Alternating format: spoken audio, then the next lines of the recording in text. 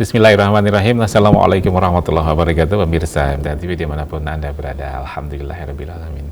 Puji syukur kehadirat Allah Subhanahu wa Ta'ala, kembali kita dapat dipertemukan hari ini dalam keadaan sehat walafiat, tidak kurang satu apapun juga. Atau Anda yang siang hari ini dalam kondisi sakit ataupun perawatan, kita doakan semoga diberikan kesembuhan Allah Subhanahu wa Ta'ala. Sembuh yang tidak kambuh lagi, dapat kita maksimalkan untuk aktivitas mendekatkan diri kehadirat Allah Subhanahu wa Ta'ala. Baik pemirsa, klinik kita kembali hadir setiap pekan seperti hari ini, Sabtu pukul 13 kita hadir menemani Anda semuanya. Dan hari ini kita bersama narasumber Dr. Setiabudi Santoso. Assalamualaikum warahmatullahi wabarakatuh, Dokter. Waalaikumsalam warahmatullahi wabarakatuh. Kabar bagaimana, Dokter? Alhamdulillah, baik-baik. Baik, sehat walafiat. Hari ini menarik sekali, setiap kali kita sering mendengarkan, yaitu penyakit tipes. Ya. Sebetulnya seperti apa? Penyebabnya apa, bagaimana kita menyikapinya, apa kita mencegahnya biar tidak terkena tipes. Sering kita mendengar itu, Dok, tipes ini. Sering, dan masih banyak, artinya masih di daerah banyak, sini masih banyak. Iya, monggo Dokter. Sebetulnya gimana tipes? Jadi penyakit tipes yang mungkin bahasa Inggrisnya typhoid fever, bahasa Indonesianya demam tifoid, itu berbeda dengan penyakit tifus.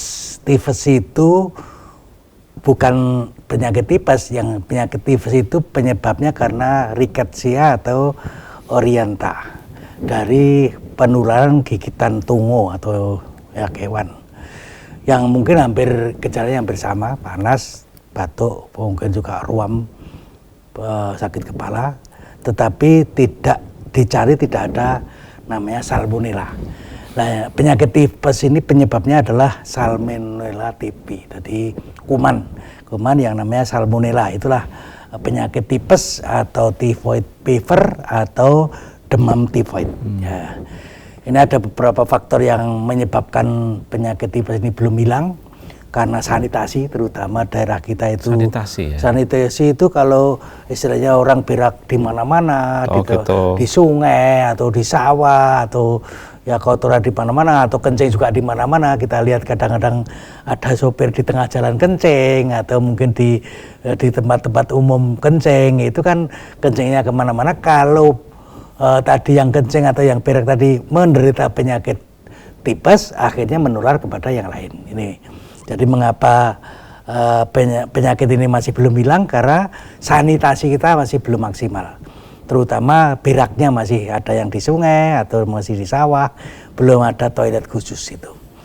Yang kedua, tidak membersihkan tangan, cuci tangan sebelum makan terutama.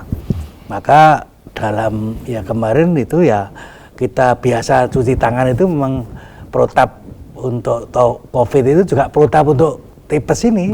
Jadi orang itu setiap saat sebaiknya mencuci tangan. Itu dilanjutkan. Jadi, bagus ya, kebudayaan. Gitu. Apalagi kalau mau makan, itu apalagi barusan dari ke tempat istilahnya WC atau toilet, mau makan mau minum wajib cuci tangan itu. Pakai sabun ya. Pakai sabun. Pakai air sabun. Ya, itu faktor kedua. Yang kedua kemudian juga penyediaan makanan kita itu tidak bersih. Penyediaan makanan, minuman itu tidak bersih, penyajian ya. Nanti kurang bersih dalam penyajian, termasuk mungkin juga pemasakannya atau sumber makanannya ya. Jadi makanan misalnya sayuran atau itu kalau dia terkontaminasi itu juga menyebabkan bisa penularan gitu. Yang lain adalah mengkonsumsi sayuran yang kadang-kadang sayuran tadi pupuknya ada kotoran. Kotoran manusia itu tidak untuk pupuk tanaman. Itu kalau pupuk tanaman, kotoran manusia untuk pupuk tanaman, akhirnya bisa terjadi penularan. Maka nanti merajalelanya tipes tadi karena mungkin misalnya menanam sayuran dengan pupuk kotoran manusia itu. Kemudian juga mungkin di toilet umum atau di toilet itu yang tidak bersih ya, terutama toilet umum itu kan banyak orang. Kalau banyak orang kemudian di antara pemakai toilet itu orang yang barusan tipes atau dia punya penyakit tipes, maka orang lain yang pakai toilet itu mungkin terkena tangannya, mungkin apalagi setelah tangannya nyenggol pintu, nyenggol tangan, kemudian makan, kemudian kumannya masuk ke perut, itu menjadi penularan itu. Kemudian ya artinya mungkin kebersihan jarang ini ya, semuanya. termasuk orang yang oral sex itu juga bisa menular karena yang pasangannya punya penyakit itu bisa menular. Gejalanya yang paling utama jelas panas, ya, panas, terutama panasnya malam hari lama ya, mungkin lebih dari seminggu misalnya. Kemudian ada nyeri kepala, kadang juga ada lemes, kadang ada mual, kemudian nyeri perut atau juga ada gangguan nafsu makan, ada gangguan gerakan usus, baik ada yang tidak bisa berak atau juga ada yang mencret, jadi bahkan mungkin muntah. Jadi ada ciri-ciri gangguan perut itu, gangguan baik ada yang muntah atau ada yang gangguan mencret itu. Kemudian akibatnya kadang juga tidak bisa tidur ya, insomnia, tidak bisa tidur. Bahkan mungkin kalau diperiksa dokter ada pembesaran hati ya, hepatomegali atau juga lien atau splenomegali itu bisa ada. Kalau pas awal-awal itu akut biasanya ada pembesaran hati, pembesaran lien, bahkan mungkin jantung kalau diperiksa itu ada bradikardi, jadi cepat gitu, atau denyut nadinya yang lemah, dilihat lidahnya kotor ya. Kemudian bahkan ada yang sampai berak darah, melena, atau juga yang paling berat sampai gangguan kesadaran ya, sampai tidak sadar itu. Jadi beberapa ciri-ciri dari yang paling ringan sampai yang paling berat. Yang paling berat sampai tidak sadar, sampai yang paling berat sampai meninggal dunia gara-gara tipes itu. Pemeriksaan yang kita laksanakan ya jelas darah rutin dulu, atau juga tinja, atau juga urin, ya, mana yang kita bisa buat ya. Nah daerah-daerah misalnya paling darah rutin, karena kalau tinja itu kan harus mencari salmonellanya agak sulit itu. Urinnya juga dicari salmonellanya agak sulit. Bagi yang lab bagus bisa mencari. Tapi kalau yang di darah nanti dilihat bagaimana angka leukositnya, trombositnya, jadi di ciri-ciri itu. Kemudian yang khas ada reaksi dari badan dari darah itu ada namanya widal. Widal nanti diperiksa reaksi antigen antibody, nanti ketahuan kalau widalnya tinggi berarti positif atau ya probable lah kemungkinan itu. Bahkan mungkin ada yang di ronsen segala dicari. Kalau probable itu biasanya ya kalau besar tinggi sekali itu di atas 1/160. Atau ada yang hanya 1/160, atau yang dicek itu 4 kali, itu ada ya yang tadi sekali nanti dicek lagi meningkat menjadi 4 kali lipat itu. Jadi tipes itu kulturnya positif. Yang paling definitif, kasusnya definitif kalau memang dicari mungkin dalam urin, mungkin dalam feses, salmonella TB-nya positif, itu dilihat pakai alat mulai positif. Atau tadi kenaikan titernya dari rendah menjadi 4 kali, yang tadinya 1/80 menjadi 1/320 dalam jangka waktu tertentu ya, misalnya dalam 5 atau 6 hari dicek itu titernya widal itu yang tadinya 1/80 menjadi 1/320. Atau juga yang titernya 1/320, 3/600 itu paling menetap ya, dengan walaupun diberikan orang. Jadi antigennya ada dalam darah, diceknya nanti pakai namanya pemeriksaan widal. Tuh, jadi kalau kita mencari itu pakai pemeriksaan lab, pemeriksaan darah atau urin atau kotoran. Tuh. Kemudian untuk pengobatan yang paling utama ya karena gangguan pencernaan minum yang banyak itu. Yang penting juga bed rest total. Nanti tidak gerak, tidak lari-lari, tidak olahraga itu. Jadi kalau sedang tipes nggak boleh, bahkan mungkin hampir penyembuhan saja nggak boleh terus lari-lari, terus olahraga nggak. Jadi harus bed rest total. Nanti kalau mau kegiatan gerakan itu sedikit demi sedikit itu. Kemudian makanan dan minum itu sebaiknya cair, artinya yang mudah dicerna ya. Ya bahasanya biasa bubur misalnya, atau dibuat jeli-jeli, atau dibuat ya sirup misalnya. Jadi makanan itu jangan yang keras-keras, apalagi jauh pecel atau kudangan itu kan membuat perutnya mencernanya sulit. Jadi kalau bisa ya bubur atau mungkin jari-jari itu. Kemudian minum obat ya jelas harus diobatkan, harus diberi antibiotik, terutama dokter nanti yang akan memberikan antibiotik. Antibiotiknya berbagai macam, banyak ya. Biasanya dari yang paling istilah proseptum dulu ya, yang umum dulu. Kalau yang umum tidak sembuh ya diberi obat khusus ya, macam-macam ya. Ada amoxicillin, ada ampicillin, ada cotrimoxazole, ada tiampenicol, ada chloramphenicol, banyak sekali. Lah masing-masing nanti dilihat kira-kira ya teorinya mestinya sebaiknya ada kultur teorinya, tapi kultur harganya mahal, nunggunya lama, belum diobati ya itu nanti yang paling banyak ada komplikasi akhirnya ya mungkin kedahuluan meninggal dunia sebelum hasil kultur ada. Maka biasanya ditembak dulu, kira-kira ini cocoknya dengan antibiotik ini nggak cocok, ganti ini gitu. Jadi ada beberapa baru. Yang penting kalau istilahnya tadi bed rest total itu tadi dijaga jangan sampai namanya dekubitus. Jadi kalau posisi terus tidak berubah-berubah itu nanti yang terlalu lama tertindih tadi, mungkin misalnya melumat terus itu nanti gegernya bisa atau miring terus itu nanti bisa luka. Itu, maka dekubitus. Atau juga yang paling berat ada pneumonia, berarti paru-paru gara-gara tidur terus itu memang komplikasinya ada namanya pneumonia ortostatik. Jadi itu yang harus dijaga. Sebaiknya ya tetap kadang miring pindah-pindah. Kemudian juga dijaga tidak ada. Ini yang paling penting, pencegahan ya. Pencegahan itu urusan sanitasi lingkungan.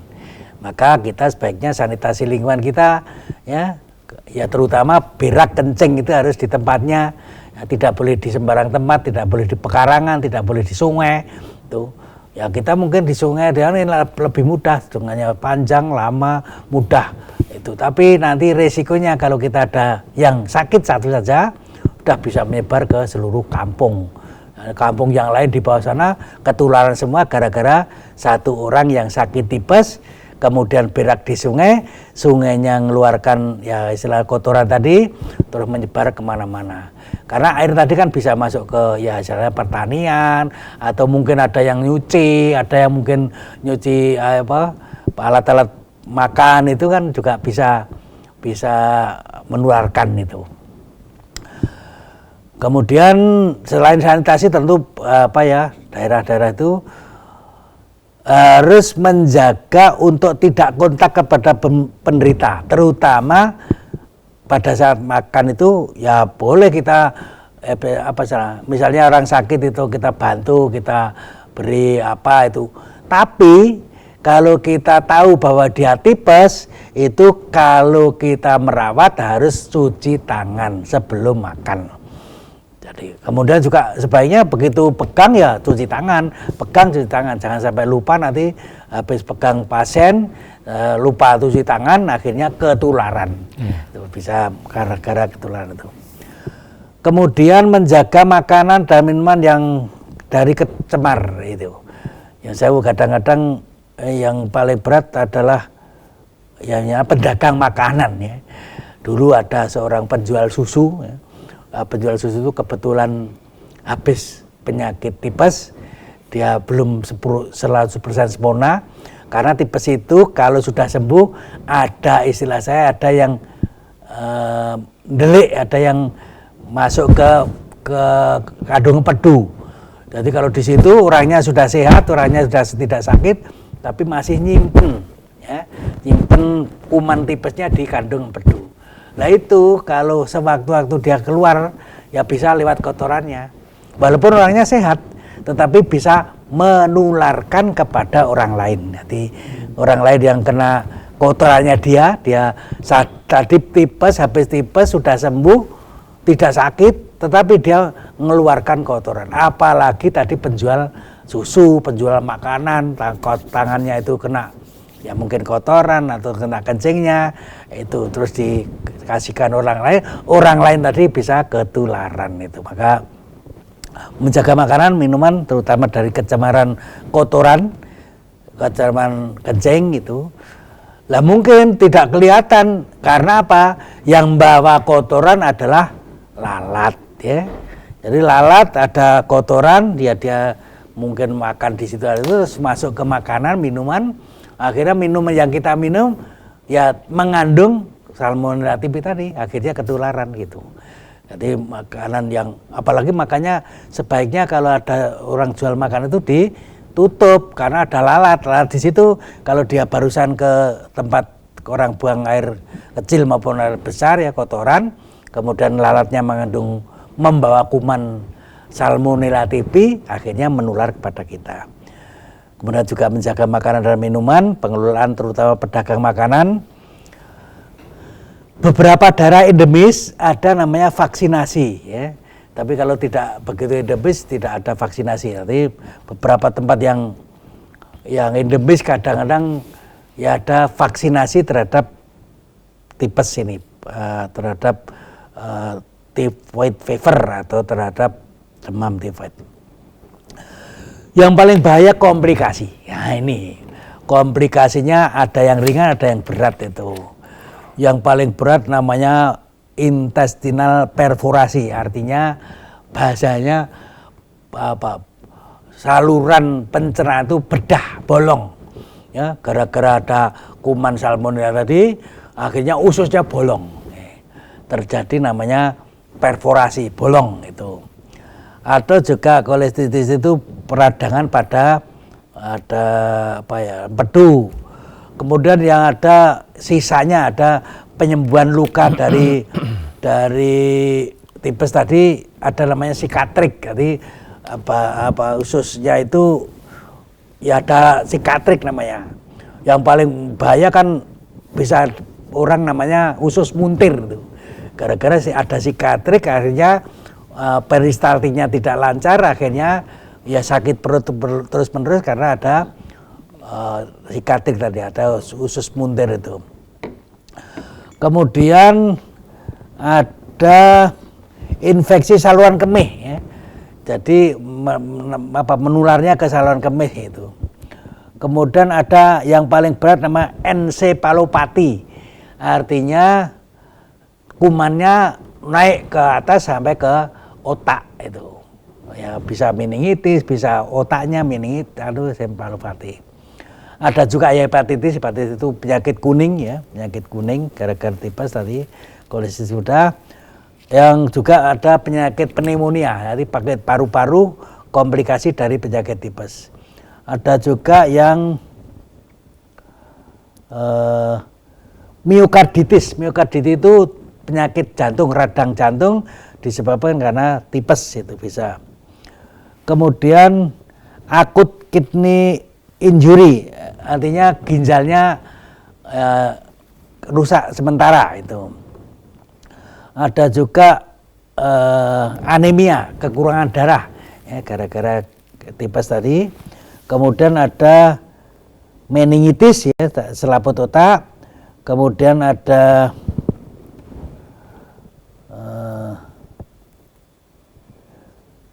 microgical dystrophy, benar-benar relap itu kambuh berulang. Yang tadinya dulu tipes sudah sembuh, kemudian bisa berulang kambuh lagi itu. Kemudian psychiatric disturbance, artinya kejiwaan, gangguan jiwa, bahasanya mungkin lemeng ya pikirannya kacau gara-gara tipes itu. Jadi kadang-kadang bisa terjadi. Chronic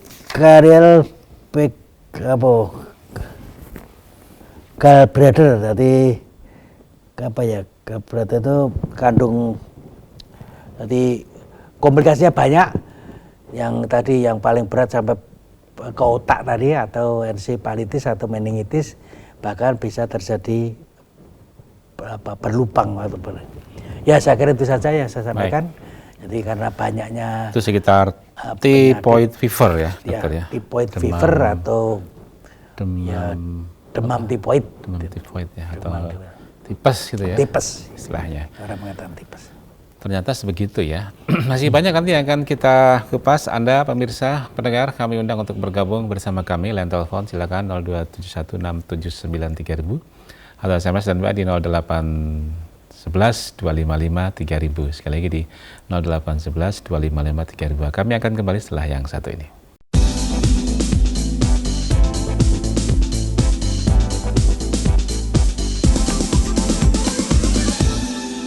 Baik, terima kasih pemirsa, Anda masih bersama kami dalam klinik kita. Pada siang hari ini masih kita bersama Dr. Setiabudi Santoso, dan kita bahas hari ini adalah typhoid fever atau demam tifoid, atau ya kita penyakit tipes lah, sering acap kali kita mendengarnya.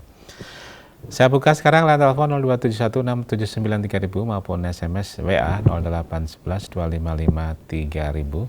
Silakan Anda yang akan bertanya, yang ingin bergabung bersama kami terkait tipes, karena banyak sekali kita menemukan anak-anak, remaja, orang tua bisa ya dok ya ini? Iya, semua tipes. Umur. Teman saya tuh bahkan sampai pada pingsan segala. Iya. Terus kadang-kadang kalau pernah positif artinya sudah sembuh kabur lagi bisa.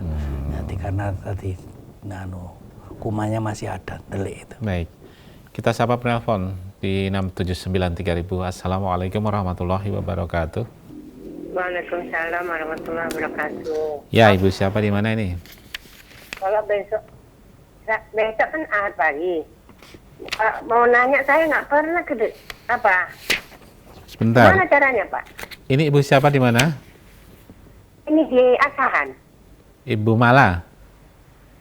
Bukan Asahan di mana kita Bapak tadi? Acara klinik kita. Ini klinik kita. Ibu mau bertanya terkait tema kita adalah penyakit tipes. Mau bertanya ini, Pak. Tanya kan puasa sunatnya kan ada kan Pak di ini Zulhijjah ini kan Pak. Iya, Ibu, halo Ibu, dengarkan, tolong maaf, silakan nanti bergabung di acara keagamaan ya hari ini, nanti bisa di seputar haji jam 4 sore atau besok di Ahad pagi, atau setiap hari Fajar Hidayah jam 5 atau setiap sore jam 4 sore ya, Anda bisa bergabung. Kita beri kesempatan, silakan pemirsa dan pendengar untuk bergabung. Dan telepon 02716793000 maupun SMS WA 08112553000. Sebelumnya ini di SMS dokter ini ada yang bertanya. Ini sebentar, entah nyambung apa tidak nih, saya bacakan. Dokter, dari saya Giani di Wonogiri, mohon dijelaskan hepatomegali, kemudian multiple ekolithiasis dengan koleksistitis. Mohon sarannya Pak Dokter, terima kasih. Apa pertanyaan apa? Enggak ada hubungan dengan tipes ya. Memang salah satu komplikasi tipes juga bisa hepatomegali. Hepatomegali itu adalah di mana kondisi itu hepar itu adalah liver hati itu membesar. Jadi kalau dilihat pakai USG atau di ronsen itu ada heparnya membesar, hepatomegali itu.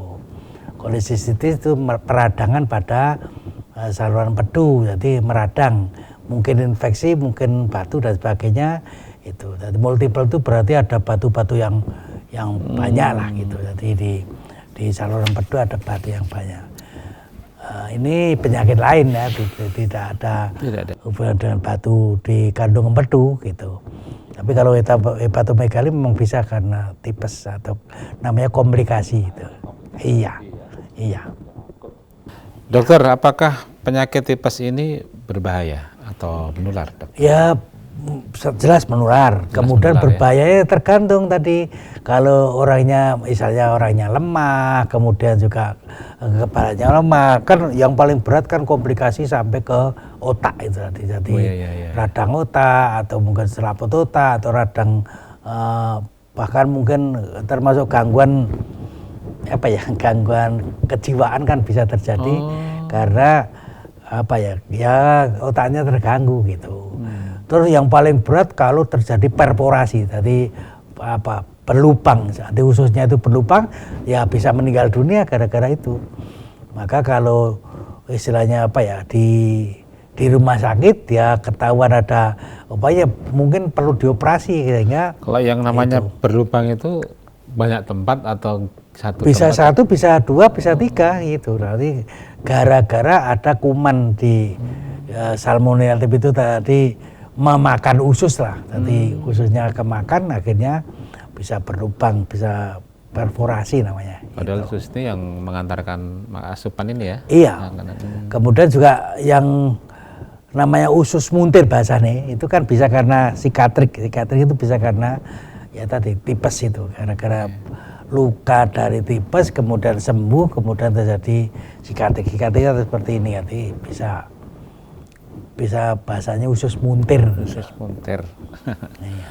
Kita terima line telepon 02716793000. Assalamualaikum warahmatullahi wabarakatuh. Waalaikumsalam warahmatullahi wabarakatuh. Ibu siapa di mana? Ibu Sri di Pacitan, Mas. Ibu Sri di Pacitan. Monggo Ibu. Iya. Iya. Assalamualaikum Dokter Budi. Ya, waalaikumsalam warahmatullahi wabarakatuh. Mari Ibu Sri, Pacitan. Iya, makasih. Dok, kalau anemia itu apa ada kaitannya dengan tipes ya? Iya. Iya, begitu aja. Karena saya kan ya anemia yang itu yang udah transfusi, tapi alhamdulillah Dok, ini udah bisa kajian ke pusat dan udah stabil 9 ininya. Iya. Iya, yang kan itu. Baik. Terima kasih Dok jawabannya. Assalamualaikum warahmatullahi wabarakatuh. Waalaikumsalam warahmatullahi wabarakatuh. Tadi sudah saya terangkan, antara lain komplikasinya adalah anemia. Anemia itu kekurangan darah. Mengapa terjadi kekurangan darah? Karena tipes tadi ada yang menyebabkan namanya perlukaan. Nah, kalau perlukaan mengeluarkan darah, bahkan ada yang beraknya berak darah, melena. Jadi beraknya berak darah gara-gara tipes atau mungkin masif ya, keluarnya darah tapi tidak kelihatan bisa. Jadi kotorannya ada darahnya tapi tidak kelihatan. Jadi makanya masif, maka bisa terjadi namanya komplikasi anemia gara-gara tipes. Gitu. Tapi anemia belum tentu karena tipes, anemia banyak sekali, bisa karena kanker, bisa karena ya mungkin asupan dan sebagainya. Tapi salah satu penyebab anemia bisa karena tipes. Anemia itu yang gimana? Mudah ngantuk? Kekurangan darah. Jadi gimana bukan itu? Karena kekurangan tekanan ya. Saya bedakan antara tensi rendah itu bukan anemia. Kalau saya gambarkan gini, anemia itu apa ya? Minuman yang mengandung tahu kan ada ini. Nah itu kurang jumlahnya. Jadi darahnya namanya darah merah itu, eritrositnya kurang. Blood paket red cell. Ya blood itu yang red cell itu, red cellnya kurang, itu namanya anemia. Jadi apa ya, isinya kurang. Tapi kalau tekanannya 70, 90 itu kan tekanan darah rendah, itu namanya tekanan. Tapi kalau kekurangan darah itu namanya anemia. Anemia itu butir-butir darah merahnya jumlahnya tidak banyak, jadi namanya anemia. Biasanya apa sih gejalanya anemia, Dok?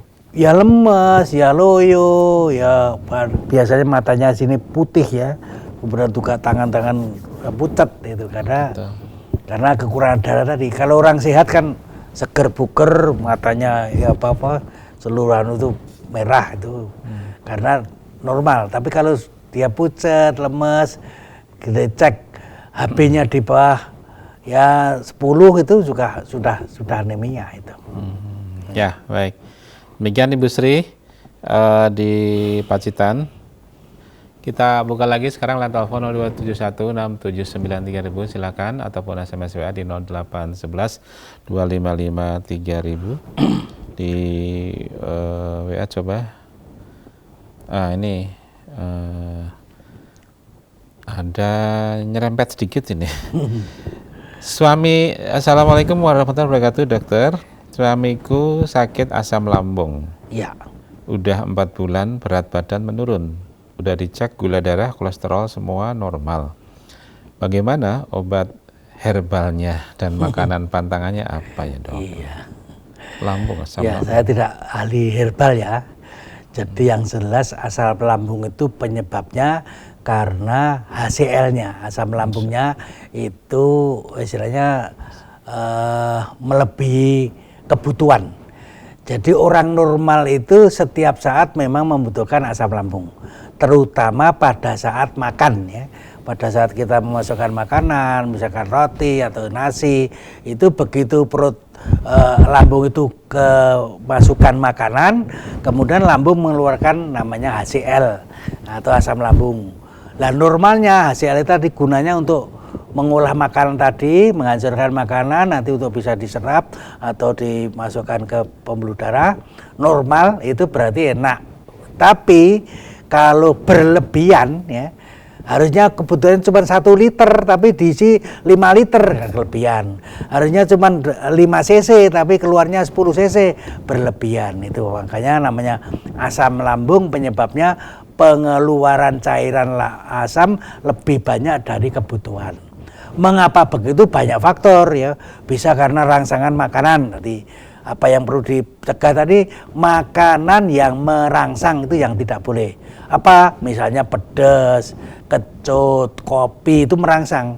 Merangsang karena dengan misalnya pedas harus cairan asamnya harus banyak kan gitu.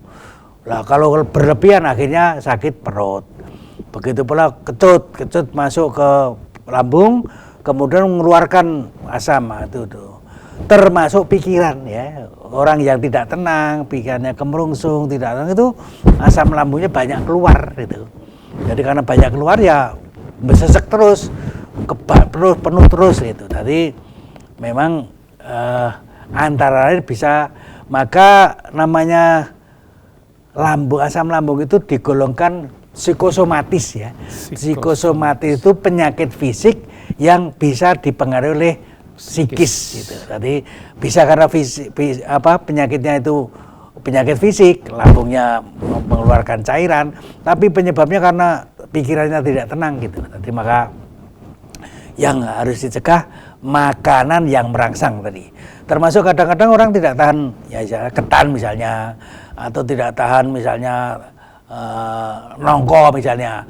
Itu begitu makan perutnya nggak kuat, karena memang dia tidak kuat kan gitu. Berarti kalau kita tahu perut kita tidak kuat makan nongko, tidak kuat makan ketan, itu ya harus dihindari. Yang jelas secara umum ya pedas, kecut, kopi itu yang harus dihindari gitu. Ketenangan jiwa itu harus pengaruhnya besar sekali terhadap penyakit lambung atau penyakit, orang mengatakan penyakit MAH misalnya. Itu. Ya itu. Baik, terima kasih dokter. Kalau kita punya anak kecil, dok, itu kan sering, ini kan tadi kaitannya dengan kebersihan, bersinggungan dengan feses ya, BAB ini. Kalau kita punya anak kecil kan sering nyuci celananya anak, ada kayaknya, ini bagaimana ya sebaiknya nih dok? Iya. Kalau anak kecil tidak sakit tipes nggak apa-apa. Gitu. Tapi kalau kebetulan anak kita sedang sakit tipes, kita kalau mencuci kotoran, mencuci pakaian, kalau mau makan wajib cuci tangan itu. Bahkan pelajaran kita kan memang yang namanya barang najis itulah kotoran manusia, kencing manusia gitu. Jadi kencing manusia, kotoran manusia itu antara lain adalah ini penyakit tipes ini. Jadi gara-gara kotoran, gara-gara kencing, bahkan mungkin ada hadis yang kencing itu akibat tidak istibro, tidak bersih dalam membersihkan kencing, bisa kena siksa kubur gitu. Tapi Rasulullah kan memberi pelajaran, ada orang disiksa gara-gara namimah dan ada gara-gara kencingnya tidak bersih gitu. Nah, dari situ pelajaran kita kalau kencing harus dibersihkan dengan betul itu. Kalau berak harus dibersihkan dengan betul. Itu. Kemudian jangan sampai tadi terjadi penurunan tipes gara-gara ya kita tidak perhatian terhadap barang najis gitu. Ya, begitu. Baik, kita ada beberapa pertanyaan namun tidak terkait nih dok dengan tipes. Kalau yang namanya tipes ini juga pengaruh psikis berperan dok ini? Ya tidak kelihatan, artinya tidak ada, namanya bukan penyakit psikosomatis. Kalau penyakit psikosomatis kan yang lambung berperan, ya? Iya. Tapi kalau tipes bukan karena istilahnya stres, tipes enggak. Jadi tipes itu karena penularan, jadi ketularan orang lain yang sedang sakit tipes. Maka kalau kita punya saudara, punya teman, kita tilik orang sakit tipes, itu harus hati-hati karena bisa menular kepada kita. Itu. Terutama penularannya lewat barang najis tadi. kotoran manusia, kencing manusia, kemudian dari tangan masuk ke mulut, mulut masuk ke perut, tadi penyakit itu. Ya. Jadi intinya semuanya adalah kebersihan ini ya, Dok ya. Iya, yang paling utama kebersihan, ya. Terutama pada saat makan itu. Makan dan BAB nih, Dok. Ya. Ya hubungannya makan itu pokoknya jangan ya BAB ya kencing tadi kan harus bersih gitu. Ya. Dari barang najis tadi. Ya. Kemudian tipes ini bisa disembuhkan ya tapi ya? Ya jelas bisa disembuhkan. Bisa memang kambuh lagi atau bagaimana? Ya bisa kambuh lagi. Jadi makanya kalau jelas tipes harus periksa dokter.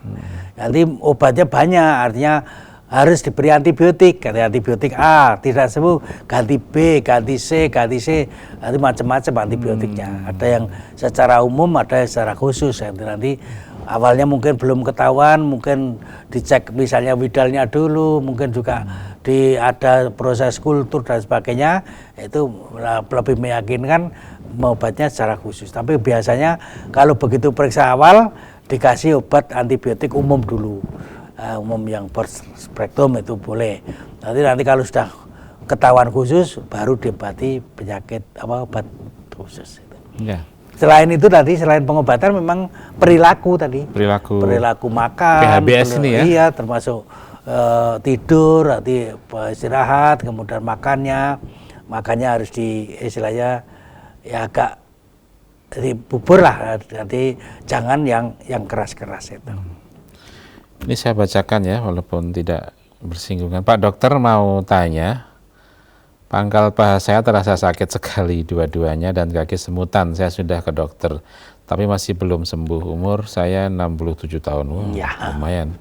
Kira-kira apa obatnya, Dok? Makasih atas jawaban dari dari Yanto di Yanto Owabong Purbalingga. Lah sudah diperiksa apa saja itu tadi. Kan saya dari Yoswo umur sudah 67. Jadi memang umur 67 itu berbagai macam kekurangan lah. Ya gara-gara sepuh tadi, gara-gara umur kan ya misalkan rambut menjadi putih, misalnya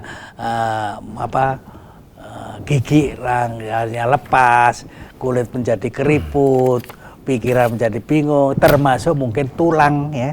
Kalau tulang biasanya mudanya tidak begitu banyak kegiatan, tulangnya makin keropos, juga persarapan dan sebagainya. Apalagi kalau punya riwayat penyakit kronis, misalnya punya penyakit hipertensi, itu maka bisa tadi di pangkal paha sakit itu, atau mungkin juga punya penyakit gula, itu bisa juga. Nanti penyakit gula itu bisa seluruh tubuh sakit semua karena pembuluh darah itu kan mengandung gula kalau terganggu jadi badan seluruh tubuh sakit semua kan begitu. Hipertensi juga begitu. Jadi gara-gara hipertensi badan bisa sakit semua karena pembuluh darah itu tensinya tinggi, tadi peredaran darah tidak lancar, akhirnya mengenai seluruh tubuh. Maka intinya sebaiknya diperiksakan. Nanti dicari kira-kira apa penyebabnya. Bisa hanya karena kekurangan vitamin D saja, bisa karena pangkal paha sakit bisa. Itu vitamin D itu kan kita memang di Indonesia itu mataharinya banyak vitamin D. Tapi kalau asupan makanan kita tidak ada sumber-sumber vitamin D, maka vitamin D-nya tidak ada. Salah satu penyebab, bisa karena keropos, bisa karena asam urat tinggi dan sebagainya. Tapi intinya supaya diperiksakan ke dokter. Ya. Terima kasih dokter, dan di penghujung sebagai penekanan garis bawah terkait tipes tadi dokter silakan. Ya, jadi yang saya tekankan penyakit tipes adalah penyakit menular. Ya, kita harus menjaga diri dari penularan penyakit tipes ini, terutama menjaga kebersihan, sanitasi secara umum ya, kepada orang yang ya istilahnya berak, kencing harus di tempat tertentu, ya, syukur mestinya ada WC, bahkan warga kita itu ya istilahnya kalau ada kelompok itu coba ditanya seluruh anggota kelompok sudah punya WC apa belum. Kalau ada satu di antara mereka yang belum punya WC, ya dibantu, ditolong supaya dia dibuatkan WC. Sehingga semua warga kita sebaiknya semuanya punya WC. Kemudian yang berikutnya kebersihan tadi makanan, terutama makanan itu dari yang kita makan, baik sumbernya maupun pengolahannya maupun penyajiannya maupun penyimpanannya. Jadi dari mulai memasaknya, dari mulai sudah jadi terus penyimpanan itu semuanya itu bisa kena kuman gara-gara ada lalat dan sebagainya.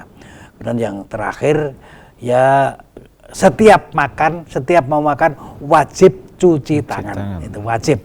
Jadi bukan sunnah, bukan upah, wajib. Tidak makan pun cuci tangan memang kita biasa. Misalkan wudhu itu juga harus cuci tangan. Tapi kalau makan wajib cuci tangan. Ya itu aja. Baik, terima kasih Dokter Budi waktunya dan ilmunya. Insya Allah mencerahkan kita semuanya yang menyimak klinik kita hari ini. Insya Allah kita bersua di kesempatan lain, Dokter. Assalamualaikum warahmatullahi wabarakatuh. Waalaikumsalam warahmatullahi wabarakatuh. Ya, dan pemirsa, sampai di sini gelaran klinik kita menemani Anda.